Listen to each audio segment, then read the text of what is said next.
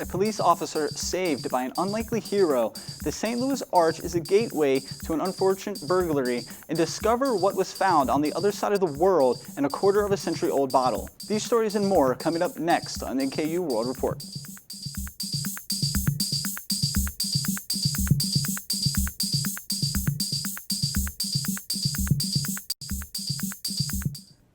Welcome to the NKU World Report. I'm Noah Miller. A man in Texas, a former criminal, found himself in the middle of a freeway shootout on Saturday. The man stopped his car to jump into action and help an injured officer. It was all caught on video. Rosie Wynn has the story. Come this way! A drastic turn of events for John Lawley, a former criminal who became a hero Saturday morning. He was driving on the Southwest Freeway around 10 a.m. when he found himself in the middle of a shootout between a carjacking suspect and multiple Houston police officers. Lawley saw one of them get shot and didn't think twice before coming to the rescue. I got you! Just kind of ran over there and I grabbed that guy with the other police officer, and me and him together, we grabbed him by his vest and we dragged him behind the truck. And I kind of tucked him underneath the truck so he wouldn't get shot again. Lawley documented the entire ordeal, even the frantic moment he got the injured officer to safety. Come on, you're okay, bro. You're okay. You're okay. Over here. HPD Chief Troy Finner says officers were chasing a man driving a stolen car when he crashed into several cars near Chimney Rock. After the crash, the suspect came out of his car and began firing at police. During a press conference later that afternoon, the chief commended Lawley for potentially saving the officer's life. Truly reformed individual is a person that we can use, and he stepped up, and other citizens stepped up, and I don't want that to get lost. It'll be a time that we'll acknowledge him formally. Hold my hand. Hold my hand. Hold my hand. Hold my hand. Just look at Finner says the 29-year-old 5-year veteran was shot in the leg and is expected to survive after receiving treatment. Lawley says despite his multiple run-ins with the law, he still respects what police officers do and wouldn't hesitate if he had to step up again. And I believe that we're all here for a reason.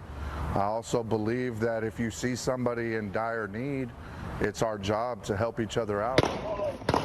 Come on! Come on! Come on!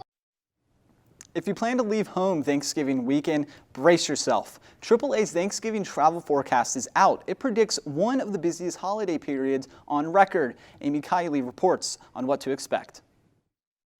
A AAA forecast out today predicts this Thanksgiving will be the third busiest on record for travelers. It estimates over 55 million people will venture 50 or more miles from home, and travelers could face more headaches than just congestion.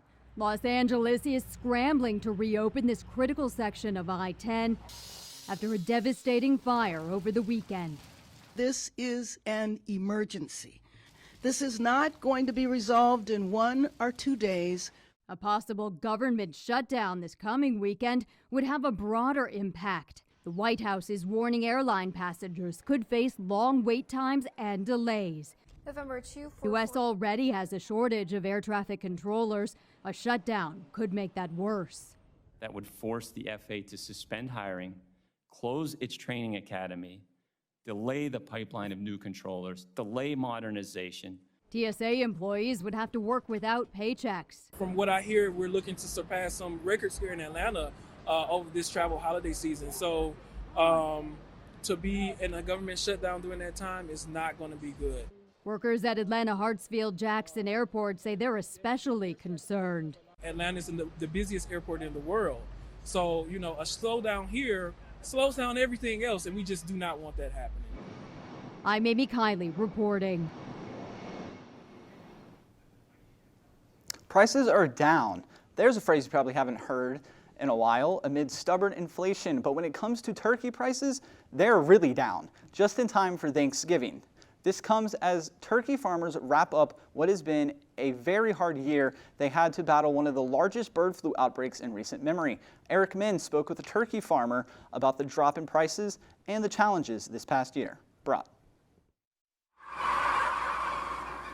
According to Northfield turkey farmer John Zimmerman, turkey prices are down between 10 and 15% this year compared to last year. Some factors contributing to that drop are fuel and turkey feed costs. Zimmerman says as these overhead costs go down, sale prices at the store mimic that trend for consumers. He also says the health of these traditional Thanksgiving Day birds is also a factor. Well, currently we're during one of the largest bird flu outbreak that we've ever seen. We had an outbreak in 2014 and 2015. This one has lasted several seasons this year. I've been fortunate enough to not be directly affected, but farmers who are directly affected obviously have to euthanize those flocks to protect the industry as a whole, and that can be very devastating to the individual farmer. Zimmerman says store turkey prices are not reflective of the price farmers get for growing the birds. You have to remember that most of the turkeys for Thanksgiving have been raised over the course of the previous year, and the larger retail supermarkets have contracted or booked those turkeys well in advance. Zimmerman says Thanksgiving Day has a special meaning for him as a turkey farmer. We're very thankful that we have a holiday that showcases what we do for a living. We're very appreciative of that, but we also want to remind consumers that you can eat turkey other times of the year also. We would hope that the consumers would want to enjoy turkey, outside of Thanksgiving, but once again, we're very appreciative that everybody showcases our commodity this time of year.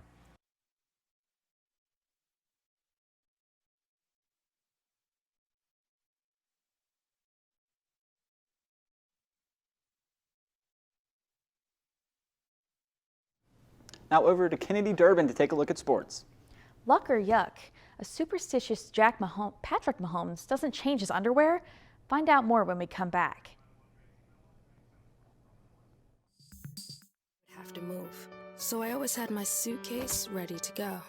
Then one day I was adopted. My new parents opened their hearts and home to me. My parents cook my favorite breakfast for me every morning. My parents take me on trips I never thought I would go on. They gave me a home and an even better reason to use that suitcase. My parents aren't perfect, but they're perfect for me. I'm Jenny Garth, and as a mother of 3, I know kids worry about a lot of things. Getting enough food to eat shouldn't be one of them. But here in America, that is a real worry for 1 in 5 children. This is unacceptable, and something Feeding America is working to solve. Through a nationwide network of food banks, Feeding America serves virtually every community in the United States, including yours. See how you can help your community. Visit feedingamerica.org. Together, we can solve hunger. Together, we're Feeding America. Dad? Just 1 minute, okay? Hey, Bobo, do trees tell each other stories? I'm sorry. I'm afraid I don't know that. Hey, why don't we go find out?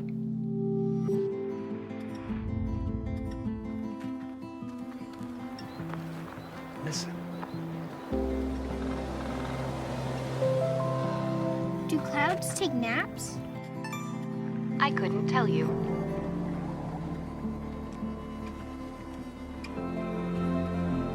Can birds draw pictures? I don't have an answer for that. Dad, do stars visit their friends? Look!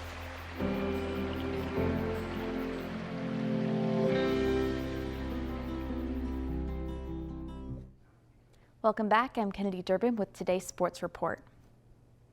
A team outing in St. Louis turned into anything but fun. A collegiate basketball team from Indiana was in town for a tournament, and during a stop at the Gateway Arch, their bus got broken into. Annie Krull has the details. How often do you see basketball opponents wearing almost identical uniforms on the court?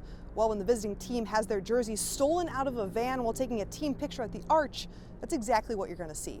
St. Louis is a fun time. Like, it's a great city to be a part of. It just sucks that bad things happen. 17 women's basketball players from Anderson University in Indiana were in town for the 2-day basketball tournament hosted at Webster University. At around 2 p.m. on Friday, Anderson took these team photos at the Arch.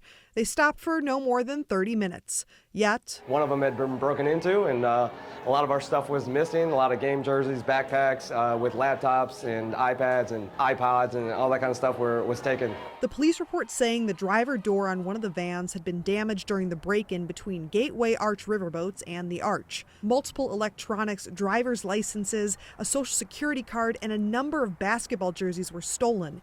Even their shoes were gone. So within a few hours, Webster University jumped into action, finding extra jerseys and kicks from their inventory to try and size the opposing players correctly. They play fast, they press, they shoot the three, they're well coached, they're young, they're scrappy. So I kind of feel like the way they play is kind of how they handle this situation. They were resilient, and so it kind of shows how they play on the court, how they dealt with this off the court as well. When it comes to how some collegiate athletes may feel about playing in St. Louis in the future, I would say just kind of balance that out. And, we work with that all the time with recruits, particularly out of state, that this is a very safe campus and St. Louis is a great city. Webster beat Anderson with a final score of 101-62. Reporting in Webster Groves, Annie Krall, 5 on your side. The beloved quarterback for the Kansas City Chiefs admits he is superstitious about his underwear of all things. After a few months of speculation, reigning MVP Patrick Mahomes has confirmed a rumor. He wears the same pair of red underwear every game for good luck. Mahomes says his wife Brittany got them for him before his first season, and he's worn them every game of his entire NFL career. Mahomes admits he only washes the underwear if the team loses, which is not too often. Given Kansas City's recent success, 28-year-old Mahomes is coming off his second Super Bowl win. Now back to Noah Miller at the news desk. It's the main ingredient in popular over-the-counter cold and allergy medications, but an advisory committee to the U.S. Food and Drug Administration recently said the active ingredient in these pills may not actually do anything to ease nasal congestion. In today's Health Minute, Mandy Gaither has more with an allergist on ways to help a stuffy nose this respiratory virus season. If you're sneezing, have a stuffy or runny nose, you may have a cold or allergies, and antibiotics won't help. Typically, it just takes time. So 10 to 14 days later, you should continue to see improvement. And by then, hopefully all of those symptoms go away. While phenylephrine, an ingredient in many popular over-the-counter cold and allergy medications, has been deemed ineffective in easing nasal congestion in tablet form by FDA advisors, there are other ways to unclog a nose, says Dr. Sandra Hong with Cleveland Clinic. Things like saline rinses can be very helpful. You may have heard of neti pots, and that's where you actually use either boiled water that's been cooled or distilled water, and it typically has salt and baking soda in it to flush out the sinuses and the nasal passages. Hong says over-the-counter topical decongestants can also help temporarily, but says not to use them longer than 3 to 5 days because they can make nasal congestion worse. She says nasal steroid and antihistamine sprays can also help, and there are still oral decongestants.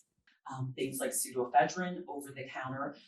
The thing about these are that you do need to go and speak with your pharmacist to sign for those. Hong says while those medications are safe, they can have an impact on things like blood pressure, so be aware. And she says if symptoms don't improve over time, reach out to your doctor. For Health Minute, I'm Mandy Gaither. Now back to Kennedy to take a look at entertainment. The movie Madagascar comes to life when a lion gets loose from the circus in Italy. And more after the break.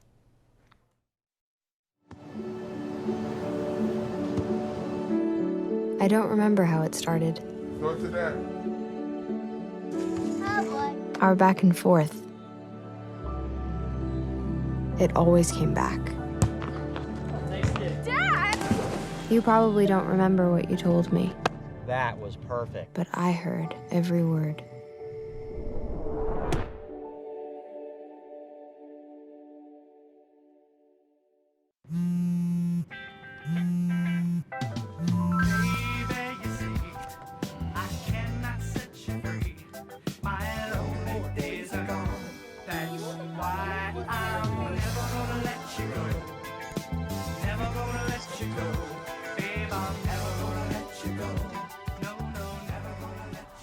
Here you go.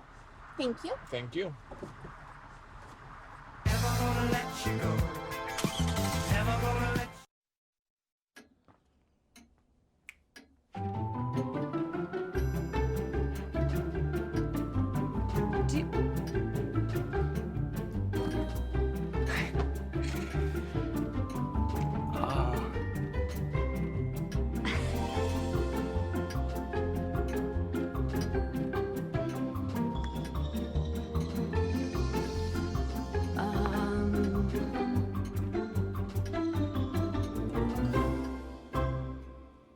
Listen, you're my friend. I noticed you haven't really been yourself recently. Yeah, I feel like something's up. How are you? Are you okay? Is there anything you want to talk about? I just want to know how you're feeling. And listen, even if you don't know what to say, I'm here to talk. No matter what you're going through, I just want you to know I'm here. I've got your back. when you want to talk, I'm here.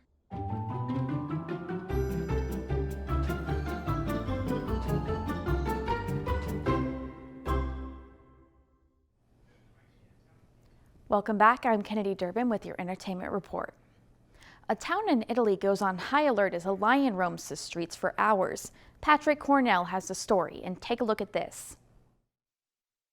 Madonna Santa, Mamma Mia. The king of the Pride Lands became the king of the concrete jungle briefly after escaping from the circus and roaming around a seaside town near, well, Rome.